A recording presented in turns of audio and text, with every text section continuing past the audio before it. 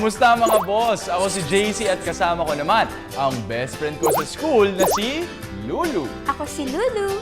Hello Lulu! Excited na ako sa topic natin ngayong umaga tungkol sa K-12 na bahagi ng Philippine Development Plan o PDP. Ano ba ang pag-uusapan natin ngayon, JC? Bago ko sabihin sa iyo, Lulu, may itatanong muna ako.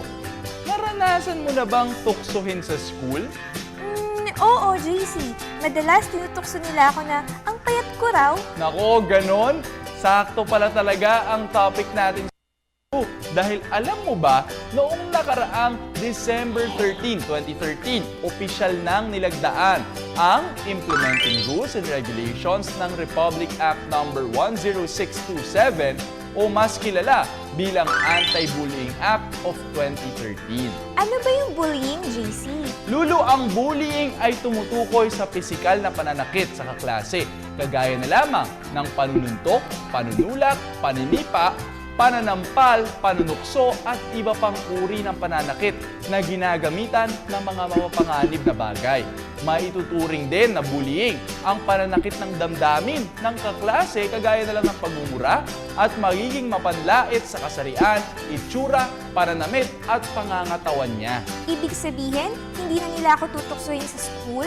Hindi na dapat, Lulu, dahil lahat ng mga pampubliko at pribadong learning centers at paaralan sa elementarya hanggang sekundarya sa Pilipinas ay sakop ng Anti-Bullying Act. JC, paano kung sa Facebook o sa Twitter ako tinutukso?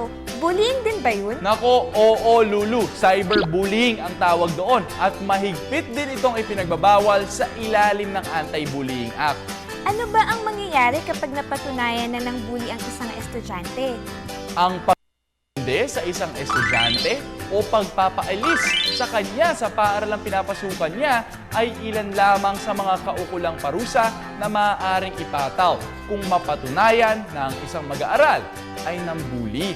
Mabigat pala ang parusa, JC. Oo, Lulu, dahil tandaan natin na sa ilalim ng K-12 program, isinusulong ang Education for All o edukasyon para sa lahat.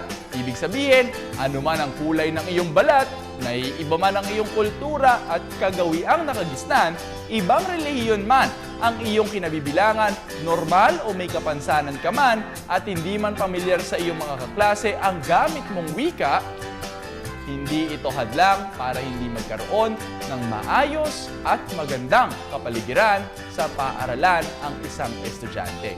Kaya naman sa ilalim ng K-12 program, meron tayong Indigenous Peoples Education. Para sa mga kababayan nating katutubo, meron din tayong Madrasa Education para naman sa mga kapatid nating Muslim. At syempre, ang Mother Tongue-based multilingual education para kung saan ginagamit ng guro ang wikang nakagisnan ng mga estudyante niya sa pagtuturo ng mga aralin sa klase.